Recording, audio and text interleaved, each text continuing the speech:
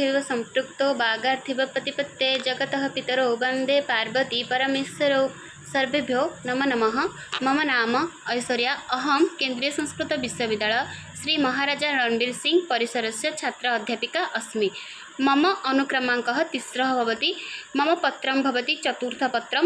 चतुर्थपत्रे अन्वति 4 मध्ये मानव अधिकार जागरूकतायाः सर्वधने विद्यालयानां भूमिका विषये किञ्चित् वक्तुम् इच्छामि। प्रथमतः भवति प्रस्तावना। मानव जीवनस्य गौरव संरक्षणाय मानवाधिकाराः अत्यन्त महत्त्वपूर्णाः सन्ति। एते अधिकाराः सर्वेषां मनुष्याणां जन्मसिद्धाः सन्ति।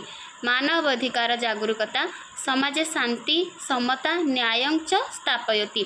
एतस्याः जागरूकतायाः सर्वधने विद्यालयानां भूमिका अतिशयेन महत्त्वपूर्णा अस्ति।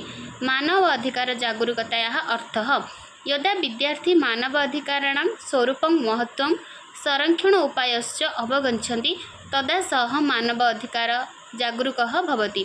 विद्यालयानां भूमिका। विद्यालयः विद्यार्थिनां व्यक्तित्व विकासस्य प्रमुख केन्द्राणि सन्ति। विद्यालयेषु एव बालकाः नैतिकमूल्यानि सामाजिक व्यवहारां कर्तव्यज्ञानं च अधिगच्छन्ति। अतः विद्यालयः मानव अधिकार जागरूकतायाः सर्वधनं निम्नप्रकारेण योगदानं ददाति। पाठ्यक्रमे मानवाधिकार विषयस्य समावेशः। पाठ्यपुस्तकेषु मानवाधिकार सम्बन्धी विषयाणां समावेशेन विद्यार्थिनः तेषां विषये ज्ञानं प्राप्नुवन्ति। द्वितीयं भवति शिक्षकाणां मार्गदर्शनं। शिक्षकाः विद्यार्थिनः अधिकारकर्तव्यः विषये मार्गदर्शनं कुर्वन्ति। तृतीयं भवति चर्चा परिचर्चा। विद्यालयेषु मानवाधिकारविषये चर्चा वादविवादः नाटिका भाषणप्रतियोगिता च आयोज्यते। चतुर्थं भवति समानताभावस्य शिक्षणं। जाति धर्म लिंग भेद विना सर्वेषां समान व्यवहार शिक्ष्यते। अनुशासनस्य पालनं पंचमं। विद्यालयेषु नियमपालनद्वारा न्यायप्रियता शिक्ष्यते। सहकार्यभावनायाः विकासः। समूहकार्यद्वारा परम्परा सम्मानः सहिष्णुता च वर्धते।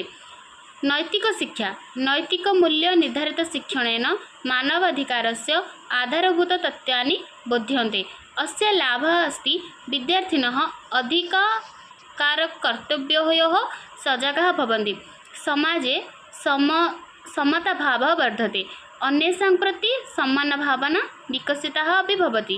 न्यायप्रियता सहिष्णुता च वर्धते। अन्तिमे भवति उपसंहारः। मानव अधिकार जागरूकतायाः संवर्धने विद्यालयानां योगदानम् अनिवार्यम् अस्ति। विद्यालयेषु प्रदत्तशिक्षणेन विद्यार्थी न केवलं स्वाधिकारं जानाति अपितु अन्येषाम् अधिकारम् अपि सम्मानयति।